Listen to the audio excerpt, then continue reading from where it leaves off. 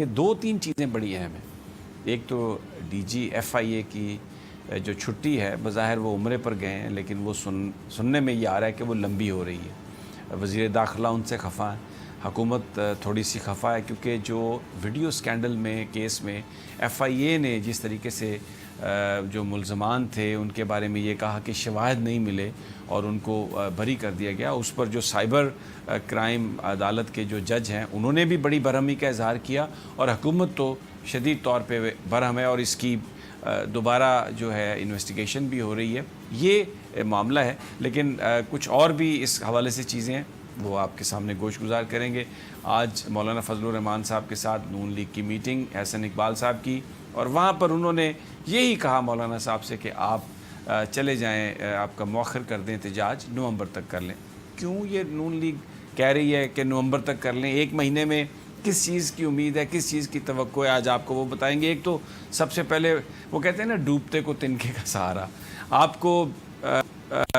جہاں پر بھی کوئی چیز نظر آتی ہے تو بندہ پھر اسی کو، معمولی سی چیز پر بھی اپنی امید قائم کر لیتا ہے۔ ابھی آج کل یہ خبریں آ رہی ہیں کہ کیونکہ الیکشن کمشنر جو ہیں، چیف الیکشن کمیشن، وہ خفا ہیں ذرا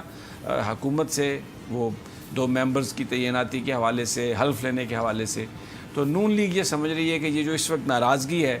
چیف الیکشن کمشنر کی، شاید اس کا وہ فائدہ کچھ اٹھا سکیں، کیونکہ 10 تاریخ کو جو تحریک انصاف کی رجسٹریشن فورن فنڈنگ کے حوالے سے جو ایک فیصلہ آنا ہے، اس کے حوالے سے کیا سرائیاں بڑا زور پکڑ رہی ہیں، اور یہ ایک تاثر بنانے کی کوشش کی جا رہی ہے کہ ہو سکتا ہے تحریک انصاف کی رجسٹریشن ہی کینسل ہو جائے، فورن فنڈنگ کیس میں کوئی ایسا فیصلہ آ جائے جس سے کانسٹیٹیوشنل بحران پیدا ہو جائے، اور اگر وہ تحریک انصاف کی رجسٹریشن ہی کینسل ہو جاتی ہے تو پھر جو سارے ممبران ان کے ٹکٹ پر الیکٹ ہوئے ہیں ان کی تو کوئی پولیٹیکل حیثیت نہیں رہے گی، ایک بڑا کانسٹیٹیوشنل بحران آ جائے گا، اور الیکشن کمشنر اگر فوری طور پہ اس کو نوٹیفائی بھی کر دے تو پھر عدالت سے ہی اس کا سٹے مل سکتا ہے۔ لیکن نون لیگ امید لگائے بیٹھی۔ دیکھیں، ہم بات کر رہے ہیں ہونا کیا ہونا، وہ تو پتہ نہیں، سردار رضا صاحب ظاہر ہے قانون اور آئین کے مطابق فیصلہ کریں گے، بڑے وہ ایک ذمہ دار جج بھی رہے ہیں، تو وہ تو آنے والے وقتوں میں پتہ چلے گا۔ لیکن نون لیگ اس پر امیدیں لگائے بیٹھی ہے بس کہ شاید دھرنے کی ضرورت ہی نہ پڑے۔ مولانا صاحب کو یہی کہہ رہے ہیں، ذرا مٹھ رکھو، تھوڑا جا ذرا بریک رکھو، نومبر سارے آ جائیں گے، ابھی نہ کریں کچھ، یہ کوئی معاملات۔ اور پھر شہر میں یار لوگ اپنی اپنی لسٹیں بھیج رہے ہیں، سوشل میڈیا پر ہر طرف سے یہ آ رہا ہے، فلاں وزیر آ گیا، فلاں چلا گیا، فلاں بیوروکریٹ آ گیا، فلاں چلا گیا، ایک عجیب ادھم مچا ہوا ہے۔ ایک لوگ فون کر رہے ہیں جدھر ہمیں بھی، ہم جیسے ناچیز لوگ جو کسی جگہ پہ، یعنی ہم تو مکہ کھایا منہ پہ، اس کی ایف آئی آر نہیں درج کروا سکے۔ بھائی مجھ سے بھی کئی لوگ پوچھتے ہیں، بھائی ہماری وزارت رہے گی یا جائے گی؟ بہرحال اللہ کا یہ دنیا ہے اور اس میں ہر طرح کی چیز چلتی رہتی ہے۔ رانا طاہر صاحب، آپ کا کیا خیال ہے؟ سب سے پہلے اسی پہ آ جائیں ذرا، کہ یہ جو نون لیگ یہ سمجھ رہی ہے کہ الیکشن کمشنر کی جو ناراضگی ہے وہ شاید اس کا کچھ فائدہ وہ اٹھا سکیں، اور جاتے جاتے، کیونکہ دسمبر میں سردار صاحب ریٹائر ہونے والے ہیں، کہ جاتے جاتے کوئی ایسی ان کو سوغات دے جائیں جس پر یہ پھر اپنی پوری پالیٹکس کر سکیں، ایسا ہونے کا امکان ہے؟ دیکھیں سمیع صاحب، آپ نے نا یہ نون لیگ کی دکھتی رگ کو چھیڑا ہے۔ نون لیگ والے جو ہے نا، یہ بیچاروں کا، آپ کو اگر پاکستان کی سیاسی تاریخ جو ہے نا سمیع صاحب، اس میں بڑے عجیب و غریب واقعات ہوئے ہیں، بعض بڑے تکلیف دہ واقعات بھی ہوئے ہیں۔ آپ دیکھیں کہ جب ذوالفقار علی بھٹو مرحوم کا کیس چل رہا تھا تو پیپلز پارٹی کے کچھ لیڈران جو بعد میں بھٹو صاحب کو چھوڑ بھی گئے، وہ کوئی کہتا تھا لباس آ رہا ہے، کوئی کہہ رہا تھا شاہ فیصل نے کہہ دیا، کوئی کچھ مختلف طریقوں سے جی بس یہ ہو رہا ہے، اور کوئی کہہ رہا تھا جی باہر عوام کا طوفان آ جائے گا، کچھ نہیں ہوگا۔ وہ بھٹو بیچارے کو پھانسی لگوا دیا۔ اسی طرح یہ نون لیگ والے جو ہیں، یہ جب پاناما کا چکر چلا اس وقت میاں صاحب کو چکر دیتے رہے کہ جی کچھ نہیں ہوگا۔ میاں صاحب وزارت عظمیٰ سے گئے، وہاں چلے گئے، کوٹ لکھپت جیل چلے گئے۔ اب یہ آج آ کے امید لگائی ہے انہوں نے کہا کہ جی جسٹس سردار رضا صاحب جو ہے نا، وہ بڑے ناراض ہیں عمران خان سے، اور وہ اپنا اب ان کی آپ نجی محفلوں میں دیکھیں نا، کہیں کیفیٹیریا میں بیٹھے ہوں، کسی پر کچھ ہو جو گپ شپ ہو رہی ہوتی ہے، تو وہ 10 اکتوبر کے بارے میں بڑی امیدیں لگائے بیٹھے ہیں کہ جی 10 اکتوبر کو پتہ نہیں کیا ہو جائے گا اور ان کے خلاف فیصلہ آ جائے گا پی ٹی آئی کے اور الیکشن کمیشن کی لیکن رانا صاحب، جو حکومت ہے تحریک انصاف کی، وہ بھی اس کو بڑی سنجیدگی سے لے رہی ہے، باقاعدہ ایک حکمت عملی تیار کی جا رہی ہے، کیونکہ اگر کوئی اس طرح کا فیصلہ آ جاتا ہے تو اس میں کوئی شک نہیں ہے کہ یہ آئینی ایک بحران پیدا ہو سکتا ہے، اور اس میں بہت سارے لوگ ہیں، یہ ہے ان کے بارے میں سپریم کورٹ سے یہ پوچھے گی کہ کیا ہے، تو اس پر سردار صاحب کی خفگی کی اطلاعات بھی آئیں، انکنفرمڈ اطلاعات ہیں، ہم یہ نہیں کہہ رہے کہ یہ کوئی پکی اطلاع ہے، اسپیکولیشن کی میں بات کر رہا ہوں۔ بہت سارے تحریک انصاف کے لوگ یہ کہتے ہیں رانا صاحب کہ یہ جو 2 ممبران اگر آ جاتے تو پھر 5 ممبر کا فل الیکشن کمیشن ہو جاتا، تو اس میں شاید اگر کوئی ایسا فیصلہ آنا ہے جس میں تحریک انصاف کی رجسٹریشن کو بالکل کالعدم قرار دے دیا جائے فورن فنڈنگ کے کیس میں، تو شاید وہ نہ ہو سک رہا ہوتا۔ تو یہ جو 2 ممبران کو حلف نہیں اٹھانے دیا گیا، تحریک انصاف کے کچھ لوگوں کی نظر میں وہ یہ سمجھتے ہیں کہ یہ بیسیکلی اس بڑی گیم کا حصہ ہے۔ آپ کا کیا خیال ہے؟ سمیع صاحب، پاکستان میں آپ کو پتہ ہے کہ گیم پلان تو بڑے بڑے بنتے ہیں۔ جب سابق صدر رفیق تارڑ صاحب صدارتی امیدوار بنے تھے مسلم لیگ نون کے، تو اس وقت قائم مقام چیف الیکشن کمشنر تھے جسٹس جنیجو صاحب۔ تو آپ کو یاد ہوگا کہ جسٹس جنیجو صاحب نے رفیق تارڑ صاحب کے کاغذات نامزدگی مسترد کر دیے تھے، اور پھر نون لیگ ہائی کورٹ میں گئی تھی، ہائی کورٹ کے ذریعے ان کے کاغذات نامزدگی بحال ہوئے اور وہ امیدوار بنے صدارت کے، اور وہ پاکستان کے صدر بنے۔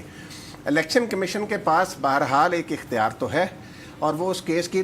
جبکہ پی ٹی آئی اور الیکشن کمیشن اگر فیصلہ دے تو وہ نوٹیفیکیشن اسی دن جاری کر سکتا ہے، اور اس کو پھر عدالت ہی روک سکتی ہے۔ بالکل آپ صحیح کہہ رہے ہیں، اس کے خلاف ہائی کورٹ میں ہی جایا جا سکتا ہے، عدالت عالیہ ہی اس کے بارے میں کوئی فیصلہ کرے۔ لیکن یہ میں آپ کو بتاؤں سمیع صاحب، میں نہیں سمجھتا، سردار رضا جو ہیں وہ ایک بڑے منجے ہوئے قانون دان ہیں، وہ پاکستان کی عدالت عظمیٰ کے ایک سینئر جج رہے ہیں اور قانون اور آئین کو بھی سمجھتے ہیں، اور یہ جو نون لیگ کی میں سمجھتا ہوں خام خیالی ہے کہ وہ کوئی اس قسم کے جو فیصلے کی بڑے توقع پر کر امید رہے ہیں نون لیگ کے لوگ اپنی نجی محفلوں میں، وہ کہتے ہیں پٹاخہ وجے وجے، وہ تو یہ کہہ رہے ہیں، وہ تو مٹھائی والوں کو آرڈر بھی دے رہے ہیں کہ 10 تاریخ کے لیے ذرا مٹھائی ان سے تیار کہیں ذرا رکھنا۔ شوگر فری ہمارے لیے بھی آرڈر کر دیں، آپ سمیع صاحب شوگر والی تو کھا نہیں سکتے۔ آپ ان لوگوں کی حالت دیکھیں کہ آپ نے صحیح کہا کہ ڈوبتے کو تنکے کا سہارا، کہ یہ ان کو کہیں سے بھی کوئی چیز ملے۔ میں یہ جو بات آپ کو کہہ رہا ہوں مذاق میں نہیں کہہ رہا، یہ مسلم لیگ نون کے لوگوں کو میں نے یہ باتیں کرتے ہوئے سنا ہے کہ جی اس دن تو مٹھائیاں تقسیم ہوں گی۔ یہ ایسے ہی ہے، بالکل ایسے ہی ہے، بات ایسے ہی ہے کہ یہ کہی جا رہی ہیں باتیں۔ اچھا رانا صاحب، لیکن اس کا ایک اور امپیکٹ بھی ہے۔ فرض کر لیتے ہیں کہ کوئی الیکشن کمیشن اس طرح کا فیصلہ دے دیتا ہے، لیکن اس کا نقصان کیا ہوگا میں آپ کو یہ بتانا چاہتا ہوں۔ اس وقت آپ ذرا دنیا کا سینیریو دیکھیں، prime minister of Pakistan Imran Khan Kashmir کا مقدمہ یونائٹڈ نیشن میں پیش کر کے آئے ہیں، اور اس کے بعد وہ چائنا جا رہے ہیں۔ اب اگلے ہفتے 10 تاریخ کو یہ فیصلہ آنا ہے۔ اگر پرائم منسٹر اس وقت چائنا میں ہوئے، راستے میں ہوئے، جا رہے ہوئے، تو یہ فیصلہ آئے کہ ان کی جماعت کالعدم ہے، اور جس بندے نے بھی ان کی ٹکٹ پہ الیکشن لڑا ہے ان کی جماعت پہ، وہ بھی فارغ ہے اور پرائم منسٹر بھی فارغ ہیں، وہ جو کشمیر کاز ہے اس پہ اس کا کیا امپیکٹ ہوگا؟ جو پھر اس کے بعد اگر آپ کسی عدالت سے سٹے بھی لیں گے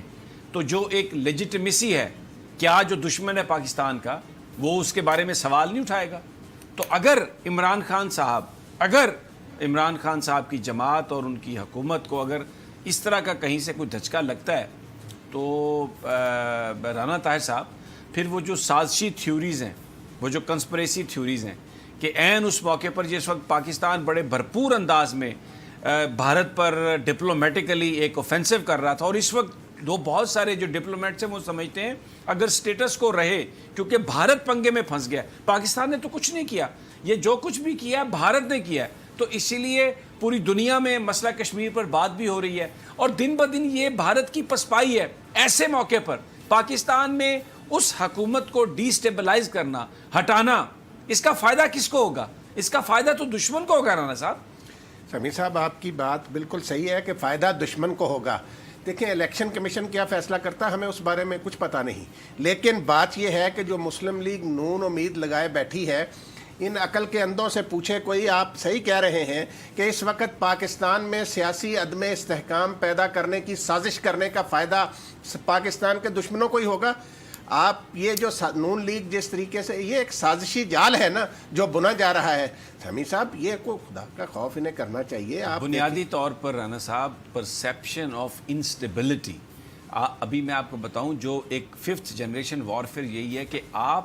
ایک تو بد اعتمادی پیدا کریں, دوسرا آپ ڈیمورلائز کریں. تو یہ جو خبریں ہیں اس طرح کی یہ جو باتیں ہیں پھیلانا اور یہ کہنا کہ مٹھائیاں اس دن بٹے گی, اور مولانا فضل الرحمان صاحب سے بھی کہنا کہ آپ نومبر تک چلے جائیں کیونکہ اکتوبر میں ویسے ہی ہم اس حکومت سے چھٹکارا حاصل کر لیں گے. تو یہ چیزیں جو یہ بیانیہ بنانا, اس کا جو بہرحال اس کا ایک فائدہ جو ہے وہ دشمن کو تو پہنچے گا. اگر پرائم منسٹر عمران خان کی گورنمنٹ کے حوالے سے کوئی اس طرح کا پرسیپشن بنے کہ یہ سٹیبل نہیں ہے, یہ جا سکتی ہے یا یہ ہائی کورٹ کے سٹے پر ہے, تو یہ تو بڑا ڈیٹریمنٹل اور بڑا تباہ کن ہوگا پاکستان کے لیے, کشمیر کے مسئلے کے لیے.